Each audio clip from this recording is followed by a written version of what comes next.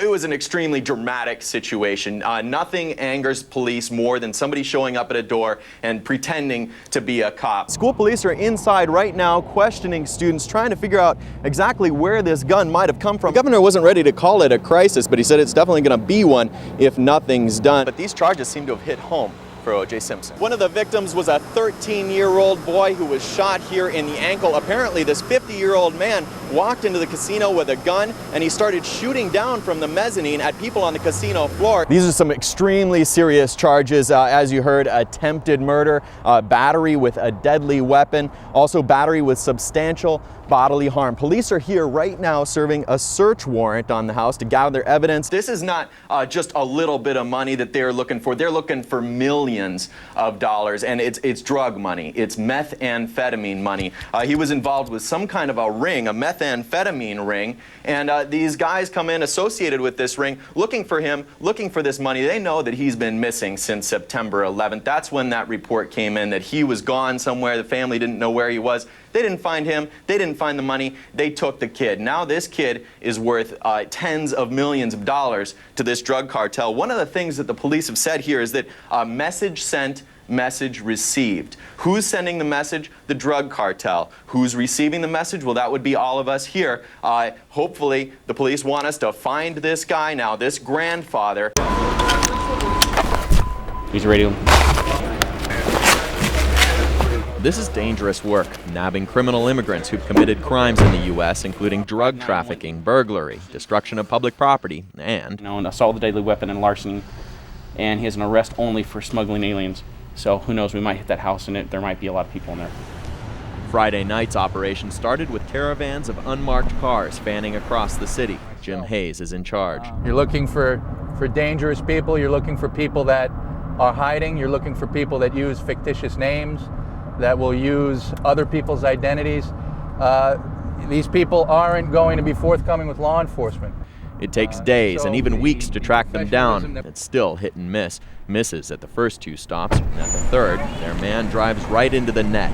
The 43-year-old illegal immigrant has convictions for drug sales and trafficking. In fact, he has some paraphernalia on him. So it looks like he's smoking something. There wasn't any residue or anything. Climb on in. Over 6 hours on Friday, the teams picked up about 15 of their targets. They work at all hours, and it takes a lot of patience. There's an estimated 590,000 criminal immigrants in the United States. State and local authorities are helping to deport the criminals one by one. I think for those people that decide that this country is going to be a place where they can come and wreak havoc on the citizens and law-abiding immigrants, I think it's a dream that they shouldn't be able to see fulfilled, to commit mayhem in the communities here. Now Las Vegas will have its own federal team like this. Hayes says that'll make it that much harder for criminal immigrants to hide here. Plaskon, Channel 8 Eyewitness News.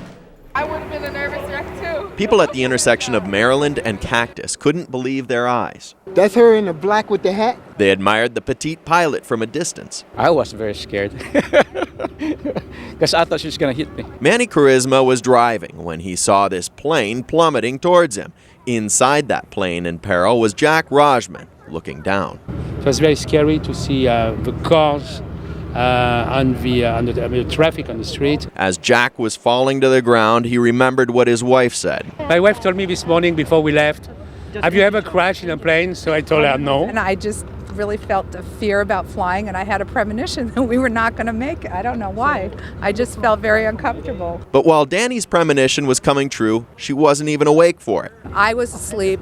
I didn't realize, I thought that we landed, and I couldn't understand why the houses were so close to the runway. That's how smooth the flight was. So if her premonition was that they weren't supposed to make it, what went wrong? Why are these passengers still alive? That's her in the black with the hat? Yeah, right there, that's her. The pilot. Mako, you're my hero. We declared an emergency, and Henderson Tower told us that, can you make the runway? We were just too low. We couldn't stretch the glide. She's a flight instructor. No time for the fear. The adrenaline started to pump, but just the training kicks in. The traffic parted, and miraculously, no one was hurt, and nothing even damaged. I really thought that it was over. I really thought that. So I feel very good now. I'm going to enjoy every minute of it. Go to the Wynn and have a really good time. But she's not taking any second chances going home. In a car. Or I'm going to take a junket or whatever they're called. Anything but a plane. This is where an officer met a 17-year-old prostitute a couple of weeks ago late at night. All he needed next was condoms. He met this gal inside the Denny's there at 5 Points East, and that they talk, and that they go across the street to the 7-Eleven where they buy some condoms, and then they get in his car and they go to the rear there. Lieutenant Ted Snodgrass says robbers swooped in when the officer had his pants down. They stole his car, gun, badge, and uniform. They torched his car and left him standing in the cold desert. It was my understanding that he was without pants or underpants, and that he was out there with just a shirt, and that he called another corrections officer from the jail down to meet him to bring him clothing. And at first there was different stories that he gave the investigators. Police records show Officer Walter Washington called his buddy, Officer James Jackson, realizing they had to explain why Washington is missing his Metro gun, badge, and pants. The duo cooked up an alibi. He was just driving down the street when suddenly hoodlums jumped out and stole his pants.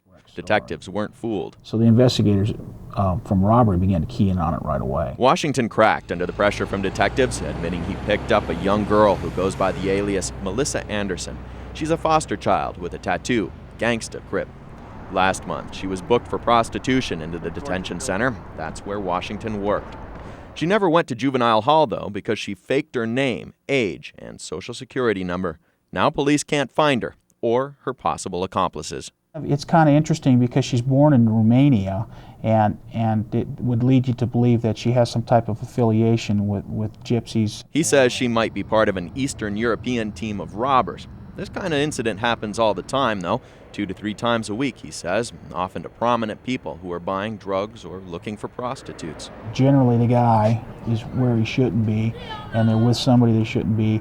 They're afraid to talk to us. There's usually some reason that they don't want to tell us the full story, whether it's because of family, whether it's because of shame, whether it's because of employment. It looks to me like it's pretty tough for you to talk about this case.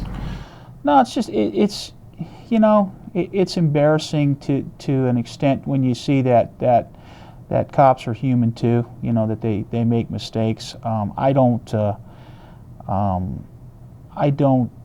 really have any excuse for this type of behavior. I worked internally. For him, the worst part isn't the cop who picked up a teenage prostitute. And to get that badge concerns me a lot. If nothing else, it's our badge, it's our star, and nobody should have it but one of us. He says it's a symbol of honor and integrity, a symbol that's been lost. Kai Plaskon, Channel 8 Eyewitness News. Well, Henderson firefighters are still trying to put out this house fire. We're going to show you the scene here. You can see that the smoke is very white, and a ladder truck is up there putting out the fire from the roof. Firefighters know exactly where this fire started. They said that a couple of residents here happened to wake up at around 3 a.m. and found smoke in their apartment, and they walked out and they saw that there was a couch on fire in their apartment. They tried to put it out with a fire extinguisher. That didn't work, and a few minutes later, some 30 people in these apartment complexes had to run for their lives. The fire jumped the 10-foot gap between buildings into unsuspecting people's apartments. All the debris was coming out, and all I could think about, just get everybody out. Baby Genzel cried until Frank and Mary McGee woke up and ran out with her. I stepped on glass and bits of fire. I could tell it was hot. That wouldn't be such a problem, except they left so fast they had no shoes. Dolores Kyril lives next door to where the fire started. We started to feel some heat, she says, and my brother told us we needed to get out, and the only thing we could do was get ourselves out of there and call 911. Calls were pouring into 911, but before firefighters could get there, police and a security guard helped evacuate the building. The heat from the fire had actually singed the back of my head. Security guard Robert Jacobs was proud he could help the 3 other Metro officers. One is being taken to the hospital for slight smoke inhalation and just to be checked out. Paramedics felt he took in just a little bit too much smoke. For the 30 people who were thrust out into the night, Metro called a bus. And that bus is being used as temporary shelter because it's cold outside until we can return these people to the unit. And back here live, you can see that some of the apartments here have been boarded up. At least 4 of them have been boarded up here, and firefighters believe that careless smoking may be to blame. But today in court, he seemed embarrassed by all of this. From the moment he walked into court, he never raised his head. Good morning, sir. Are you Mr. Chester Stiles? Yes, ma'am. Not when he faced the charges. Have you received a copy of the criminal complaint? No, ma'am. Or when he said he can't afford a lawyer. Sir, can you afford to hire your own counsel? No, ma'am. Public defender Jeff Banks was appointed the job of fighting for Stiles in court. I think he's a little down in the mouth right now. He's in a tough spot. As far as his mental state, I don't know. I'm not a psychologist or a psychiatrist. Certainly he's not happy about the situation he's in, but you know, we're going to mount our defense and we're going to go from there. To this point, Banks hasn't discussed the particulars of the case with Stiles. As part of mounting a defense, he says in court he might object to combining the charges of the two accusers. There are two different people named in the complaint. So with respect to how intertwined they are, whether they know each other, whether they can even be consolidated, whether there are grounds to sever, that's something that we're going to want to discuss. He asked for a longer period to scrutinize the evidence. That means a longer time that Stiles is in complete isolation in jail, 23 to 24 hours a day, to protect him from other inmates. His accusers have said they want him dead. Of course, I'm concerned about his safety. Attorney Banks didn't think he himself had to be concerned about safety for defending the case. That's until bailiffs started escorting him to and from his office for protection. Now, the prosecution is planning on bringing in witnesses from as far away as California, possibly. Both sides wanted more time to review this very large case. I ask that the Lord, dear God, watch over his spirit and that he bring who's ever responsible for this devastation. Every Saturday, Charlene visits her son and prays for answers. But today she wasn't alone. Friends remembered him. Thanks for coming, Billy. On his birthday. Claudio had dreams like any other boy. He wanted to be a photographer. He wanted to be in film directing. She remembers the night that he didn't want to leave home. Friend kept asking him and pleading with him, oh, please help me, give me a ride. He left at 9 at night and picked up his friend 30 minutes later. Someone with a gun stopped them, according to his friend. They shot him in the knee and the stomach and the head. It doesn't seem like it happened 4 months ago. The other day I was in the chair sitting and I looked at the clock and I thought 4:15, 4:30, where is he? How come he's not come through the door? The voice she heard for 27 years is now gone forever. Mom, did I get any mail today? Or Mom, what are you going to cook? Just to hear his voice. It's the kind of silence only a mother can know. Plaskon, Channel 8, Eyewitness News. It's the kind of scene most people would run from. But as you can see in this amateur video, people were drawn to the burning wreckage. Then the inferno began spitting bullets as ammunition on board caught fire. All of a sudden we started hearing pop, pop, pop, pop, pop, and the police said, get back behind the fence unless you want to get shot. The pilot and 2 passengers told firefighters they were going on a hunting trip when they lost power and had to think fast. He did a phenomenal job. The pilot told firefighters he had 2 choices, crash on Rancho or Jones. He went for Jones because it wasn't so busy, but people live there, like Dana Hammondtree. Yeah, it was just like, 2 houses away. If it hit a house, probably everything would have blown up in this block. Nearly 100 gallons of jet fuel was burning near her doorstep. Oh, yes, terrible. Yeah, in fact, the police said go to the furthest part of the west side of the house as much as possible, but even going out the door and open it, it was full of smoke. She still has a cough from the smoke. Looking back at the pictures she took is a wake-up call. Catching myself on fire, having the house blow up. This is the second crash in 3 days for the North Las Vegas airport. The National Transportation Safety Board said it has the most minor mishaps of any similar size airport in the nation. For Hammondtree, this is anything but minor. Don't you want some kind of answers or something? I'd love to have the answers. Why is it unsafe?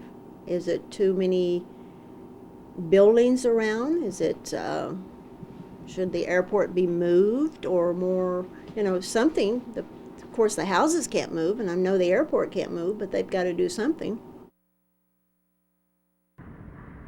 I ask that the Lord, dear God, watch over his spirit